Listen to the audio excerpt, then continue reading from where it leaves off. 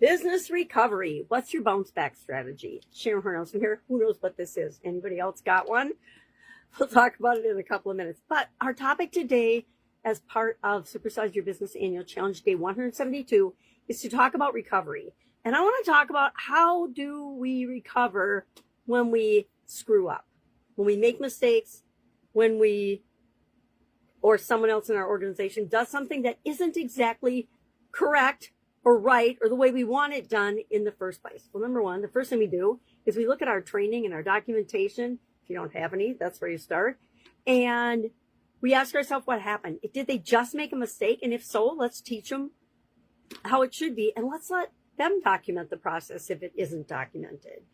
Let's make sure that we are learning from those mistakes. One of my biggest things is I have learned way more from the mistakes I've made in my life and the way I've screwed things up than I ever learned from the things that I did and they went right the first time. I have so many examples and stories about that, but I'm not going to bore you with those today because we have kind of a lot to talk about. Recovery in our physical bodies, which is what we're talking about in Supersize You Annual Challenge, our personal development challenge. And here we're focusing on physical each day throughout this month. The physical aspects of our business for Supersize Your Business, and then the physical aspects of us. It's pretty hard to separate us from our businesses. If you're a solopreneur, if you're a pretty much sole business owner with just a couple of employees, depends on the nature of your business, etc. But pretty much applies to everybody. We need to develop ourselves and recover. Recovery prevents burnout. If we have ways to recover, learn lessons from our mistakes, not beat ourselves up after we make mistakes, because guess what? We all make them. Nobody's perfect. And we have to have processes for dealing with them. I come from a quality background, industrial engineering and quality background in corporate America. So I am very, very process oriented. Let's make a system for anything, and automation oriented, or creating a system or a process or a program for anything that we have to do repeatedly. That's why I'm starting to look into AI, because I know the power of using it to enhance the speed at which you can do things, how fast you can document your processes and procedures, how easily you can review and quickly change them, how you can roll them out to other people, etc. I need it for processing my videos. And that's why I originally started looking at it. Not a great early adopter of certain technologies, but the internet I adopted early on for me as a learning tool, and AI, same thing. I'm using it as, okay, how can I do this? How can I recover from this? Because I make mistakes too. Now, I will say, when it comes to how do we deal with mistakes and handle them, of course, you know, I'm pulling out the soap card, because that is my favorite way to deal with anything, any challenge, any setback, any obstacle, any mistake, a mistake, or if doing something wrong or not optimally for the situation I would consider wrong. If it didn't work out the way we wanted, then we want to analyze it and figure out what could we do next time. What did we do? What could we have done better? What should we do next time? Those are three of my favorite questions when it comes to screwing stuff up. Guess what? 66 years old. I've had a lot of years of practice messing things up. Big things and little things, right? And I like to learn on the little things so that when the big things come up, I don't mess it up. One of the cool things about having recovery, meaning time to think about, analyze, and plan how we want things to be in our business, is what helps us to grow and scale and supersize faster, which is what we all want, right? We all want our businesses to provide us with a livelihood, more than just a livelihood and getting by. Otherwise, we could just go get a job, which would be a lot less stressful and a lot easier. How do I know? I've done both. a lot. I worked in corporate America for a quarter century while simultaneously owning, operating, and running a bunch of different businesses. Longest running business, 35 years as an Italian food manufacturer. And then I had real estate, all kinds of industries, all kinds of businesses. So, recovery. What is your favorite way to recover? Your favorite tool and way of recovering for your business after you've made a mistake in your business, as well as in your business in terms of how you structure and set things up and run your business. Guess what? None of us imagined, at least I sure didn't, that 2020 and the global pandemic was going to happen.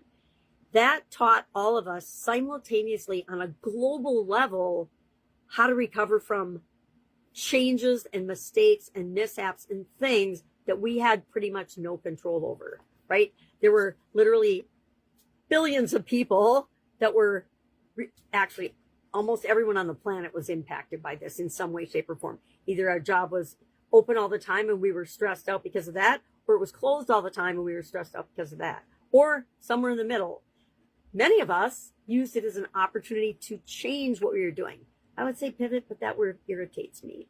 I always get annoyed when certain things come up and around over and over again, and everybody just grabs onto them as a marketing ploy or tool. So the word pivot, please don't say circle back to me.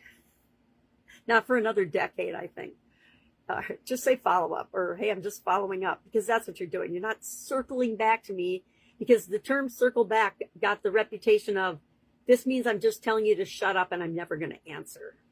And that left a bad taste in my mouth, because I believe people should always do what they say they're going to do, and they should always follow up, because they have no personal integrity if they don't. That is, of course, my belief, my opinion. You are entitled to your own. So what do you do on the weekends? Do you spend any time turned off from your business, shutting down and actually recovering, so you have time to think and plan to work on your business, not just in it? I spent decades working in my businesses and not on them. And at least a decade, maybe not decades, but at least a decade, until I learned, oh my God, if I am doing this $16 an hour task, the things that need to be done to strategically grow and supersize and scale a business are not being done, because I need to be the driver of that.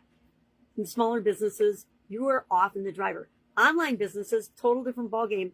A lot of times you can create multi-million-dollar businesses, just you. Nowadays, you and an AI team. How exciting is that? All of our excuses are pretty quickly flying out the window. So we want to think about what we do on weekends. Do you ever do a quarterly retreats? I take at least a day every quarter to think and plan and organize and recover and just flow and chill, so that I can sharpen my saw and be better and better. I think I mentioned I'm going through a coaching program right now. That is an example of recovery for me, because I know it's an area that I need to work on, but I also want somebody else's expert guidance in that area, not just the things I've learned through my experiences over the decades. All right. So I've got today on this topic. I would love if you would share in the comments below, do you recover?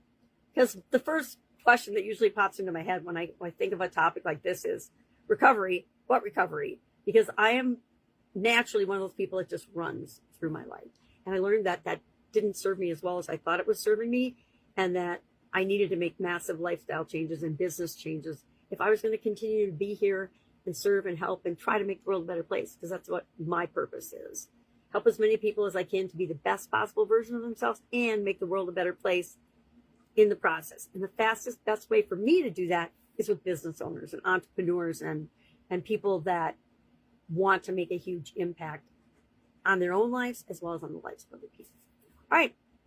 I would like to invite you to our Supersize Your Business School community. That's where I am simplifying and recovering and being a recovered do-everythinger and putting everything that I want to do in the future and today in one place. If you'd like to be a part of that, just say yes in the comments below and I'll send you the link. Got a big project coming out, and actually I'm in the midst of launching it there that might be perfect for you. Check it out. All right. Have an amazing day. I'm going to take my torture device and go for a recovery walk. Catch you tomorrow. Bye.